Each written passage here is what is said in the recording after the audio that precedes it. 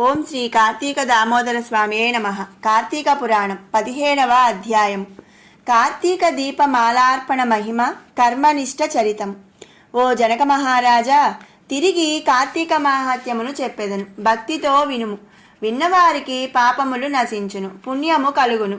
కార్తీక మాసముందు హరి ముందర నాట్యము చేయువాడు విగత పాపుడై మందిర నివాసి అగును. కార్తీక మాసమందు ద్వాదశి నాడు హరికి దీపమాలార్పణ చేయువాడు వైకుంఠమునకు పోయి సుఖించును. కార్తీక మాసమున శుక్లపక్షమందు సాయంకాలమందు హరిని పూజించువాడు స్వర్గాధిపతి అగును. కార్తీక మాసమునందు నెల రోజులు నియతముగా విష్ణువాలయమునకు దర్శనార్థము పోవువాడు ఒక్కొక్క అడుగునకు ఒక్కొక్క అశ్వమేధయాగ ఫలమును పొందును, సందేహమే లేదు. కార్తీక మాసమునందు హరి సన్నిధికి పోయి హరిని దర్శించువాడు విష్ణు సాలోక్యమును పొందును. కార్తీక మాసమందు విష్ణువాలయ దర్శనార్థము వెళ్ళనివాడు రౌరవ నరకమును కాలసూత్ర నరకమును పొందును. కార్తీక శుద్ధ ద్వాదశి హరిబోధిని కనుక ఆ రోజున పూజ చేసిన పుణ్యమునకు అంతము లేదు.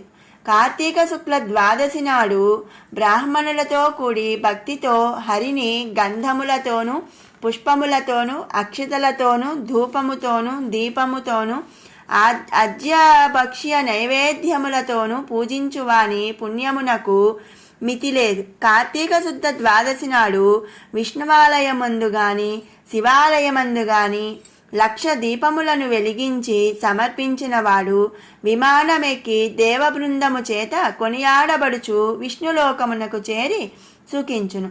కార్తీక మాసము నెల రోజులు దీపమును పెట్టలేనివాడు శుద్ధ ద్వాదశి నాడును చతుర్దశి నాడును పూర్ణిమ నాడును 3 రోజులు పెట్టవలెను. కార్తీక మాసమందు దేవసన్నిధిలో ఆవు పాలు పితుకున్నంత కాలము దీపము నుంచిన ఎడల పుణ్యవంతుడగును. కార్తీక మాసమందు హరి సన్నిధిలో ఉంచిన ఇతరులు పెట్టిన దీపమును బాగుచేసి వెలిగించిన వాడు పాపము లేనివాడు అగును.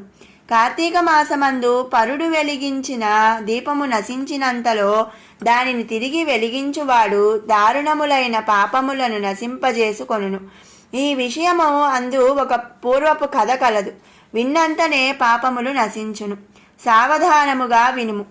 పూర్వమందు సరస్వతీ తీరమందు సృష్టి మొదలు పూజా నైవేద్యములు లేక జీర్ణమైన విష్ణువాలయం ఒకటి కలదు. కార్తీక స్నానార్థము కర్మనిష్ఠుడనొక యతీశ్వరుడు ఆ సరస్వతీ నది తీరమునకు వచ్చెను.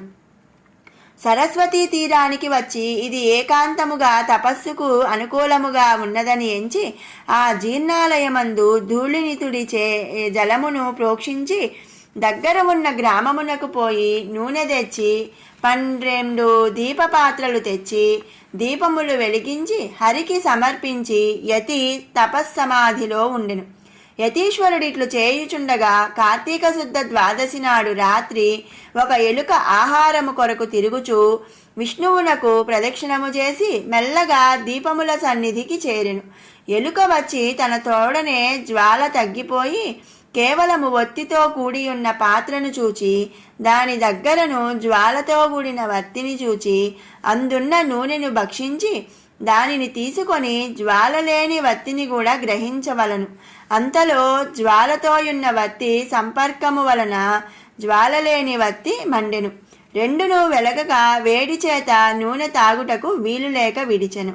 కార్తీక శుద్ధ ద్వాదశి నాడు హరి సన్నిధిలో యతీశ్వరుడు వెలిగించిన దీపమును నశించిన దానిని ఎలుక తిరిగి వెలిగించినది. తరువాత పూర్వపుణ్య వశము చేత ఆ రాత్రియే అచ్చటనే మృతి నొంది ఎలుక దేహమును వదిలి దివ్య దేహధారి ఆయను. అంతలోనే యతి సమాధిని విడిచి ఆయా పూర్వపురుషుని చూచెను. చూచి నీవెవడవు, ఇచ్చటికెందుకు వచ్చితివి అని అడిగాను.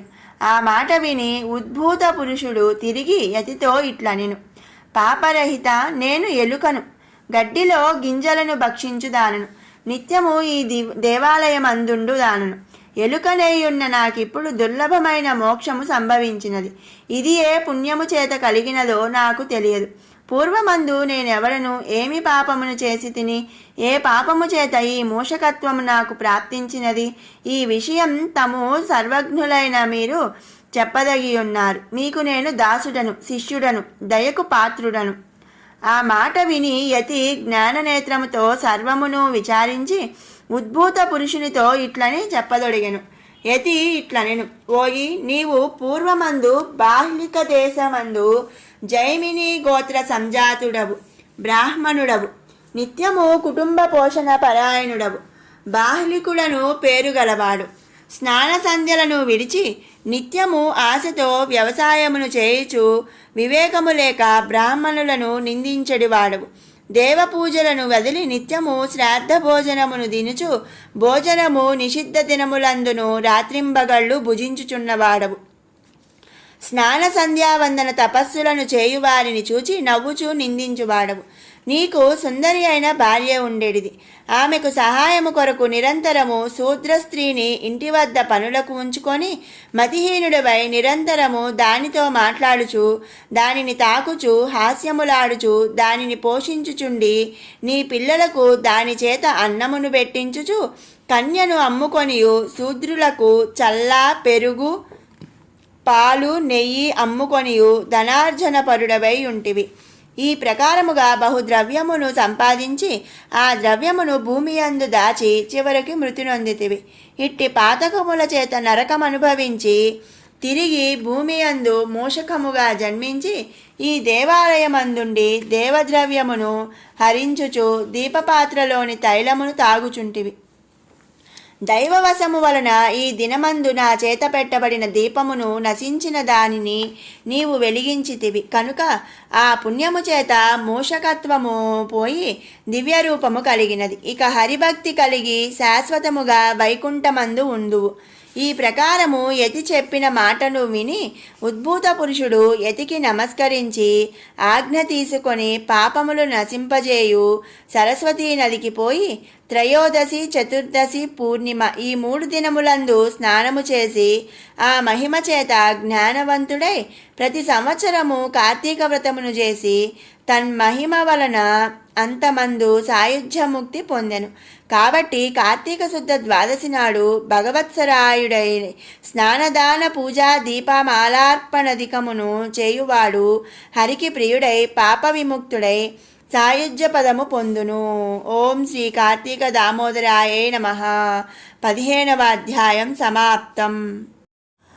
ఉపేక్షానో చేత్ కిం న హరసి భవధ్యాన విముఖాం దురాసా భూయుష్టాం విధిలిపిమసక్తో యది భవాన్ శిరస్తద్వైధాత్రం నల ఖలు సువృత్తం పశుపతే కథం వా నిర్యత్నం కరనఖముఖేనైవ లులితం.